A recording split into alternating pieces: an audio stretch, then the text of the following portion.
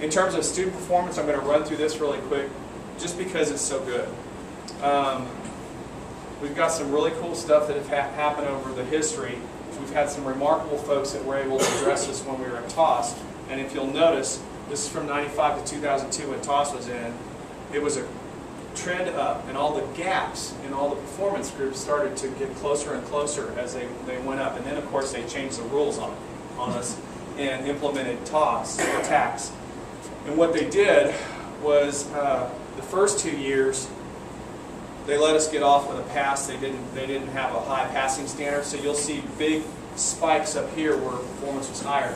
Then we really did have to start improving from this year right here. Now you can see that we've got some areas of issue in math, and we pointed this out with staff. Lots of the trends are up. This one's one of the ones we have to look at in 6th grade. But all these areas here are recognized levels of performance in that grade level, which means that 80% or more of the kids are passing that individual tax test. In reading ELA, it's an even better trend. You've got some dipping because we're up pretty high. But if you look at it, all these here are recognized levels of performance. These are all exemplary levels, which means that 90% or more of the kids are passing tax. In social studies, a similar situation. You've got all of these levels with 90% or more of the kids passing tax at pretty high levels here. In writing, we're at the recognized level. It's been a little bit moving around here, and we're going to have to look at that. And I told staff that you need to watch out for 4th grade. It's slipping a little bit. In science, it's been fairly flat here, and this is another area that we're going to be looking at. And these 2 grade levels are looking at recognized right now. And this one, we've had a remarkable turnaround this last year. So we've got some good things going on. We're just going to have to find out why the good things are going on and duplicate them in other areas. Beyond the tax challenge, I was a little bit concerned when I saw that our dual credit and advanced enrollment numbers were falling. But what's more than made up for that is our AP. There's been a dramatic increase since 2001. We have gone to very heavy AP classes. One of the things I'm hoping for is that we will also be able to bring the dual credit numbers up too, so we'll have kids with mixtures of AP and dual credit. And for those of you who don't know the dual credit piece, that's when you get a credit for a classroom at the high school level and at the college level. In terms of SAT scores, even though we've had this huge influx of kids, it's been pretty consistent. Despite the fact that the economically disadvantaged numbers have gone up, you've got a pretty flat trend here. It doesn't matter that we've added all these kids with a little bit higher needs, we're still performing pretty high. On the ACT level, it's been a little bit more mixed. ACT is a little bit different format of test, but it's still pretty consistent. In terms of our new challenges in the district, one of the things that TEA is going to do to us this year for our rating, in order to maintain our rating, they're going to make us have a commended rate that's a certain percentage. Commended is the highest level that folks graduate on or pass tax on, and it would be akin to getting an A on the tax test. And so they're going to have a certain percentage that we have to hit. Also, taxes going away. You've all heard about these new end of course tests. We're also going to end up, they say that tax is going away at the lower grades, but all they're doing is renaming it to STAR and making it a little bit more difficult. So we have to worry a little bit about this. We're having to have an additional science class to meet what they call 4x4. That's 4 math, 4 sciences, 4 language arts, 4 social studies, all that. And what's interesting for us is we have to do that at a time when there's a science teacher shortage in the state of Texas. Right now, we have kids that are graduating on recommended and distinguished programs that are actually taking more science and more math than they will need to graduate from college with a bachelor's degree. So, pretty good trend in the state. We have the issue of, I don't know if you've read the paper about this whole TPM thing. This is the Texas Performance Measure, and it artificially elevated some districts to recognize. And also exemplary. What it was a calculation of looking at past kids' scores on the tax test and then trying to predict whether or not they pass in the future and you got credit for it. There's been some bad examples of some silly math that went on that needs to be fixed, but in general, I mean, aren't we about improving kids' performance? And maybe some credit needs to be given because the test is getting quite hard. It's getting hard for someone like me to pass it. So, and I challenge you all to go on the TDA website and try to take an exit level tax test. It is quite amazing what kind of math they're doing right now. My 6th grader is doing stuff that I have to go on the internet and look up now. So, and I did have calculus in high school.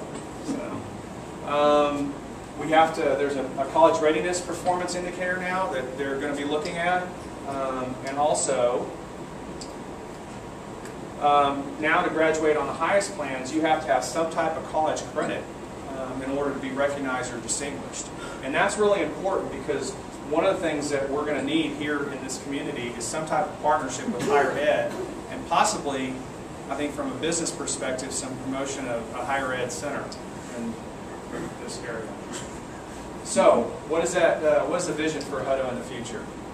I think one of the major things that we're going to have to look at is that we need to do a very good job of promoting our successes. Because, you know, once you start talking about being successful, then you start being successful even more. There's nothing like good press to bring more folks into the school district and also to create an environment where success is just infectious. I think that's what you see out of Coach Hale and his program. It's all about promoting the positive in his football kids and also in the athletic program in general. You start doing that as a district and as a community, I think you're going to see remarkable things happen in this community. And that's one of the things that I would like to happen in this community.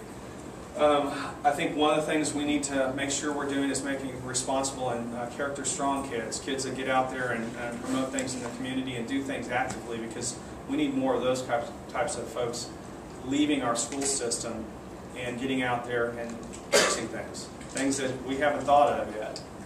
We also would like to be known as a fiscally responsible and innovative school district.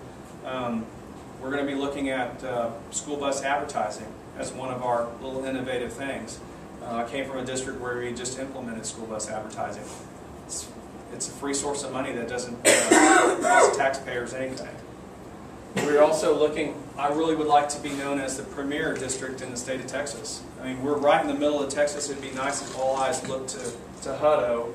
And what that's going to do for us is it's going to create an environment of co-curricular and extracurricular involvement in successes, academic successes on tax, and then also a workplace-driven needs system. That's what I really think a premier school system does. It works with the community to create a better student product. And also, it ends up having successes beyond just the academic stuff that I've talked about.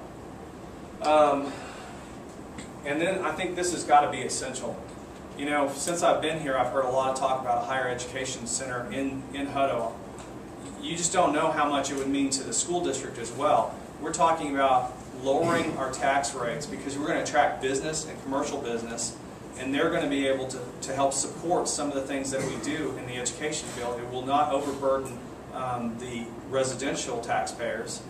We'll also be able to lower our bond, it'll increase our bond capacity so we're ready to build some more buildings. It'll spur business opportunities. Can you imagine the amount of restaurants that'll come in over here? And maybe we can finally get that ATB or something out here as well. Because I'm tired of going to ATB Plus. That confuses the heck out of me. Do y'all go to the ATB Plus? That drives me crazy to walk around in there. Also, it's going to have our kids coming out with career certifications. And if it's that close, we're going to have a lot more dual credit opportunities. We're going to have kids graduating with associate's degrees and kids ready to go to the best institutions this state has to offer. The other piece that I think that it does is it makes for a seamless K-16 partnership. That's one of the things that the governor is looking at too. He's really promoting these whole K-14 and K-16 partnerships.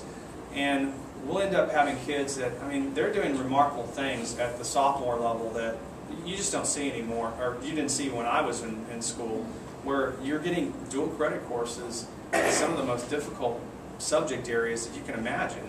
And they're walking out with 40, 50, 60 hours, or a certification in automotive tech, and making more money than a lot of us did when we first got out of school.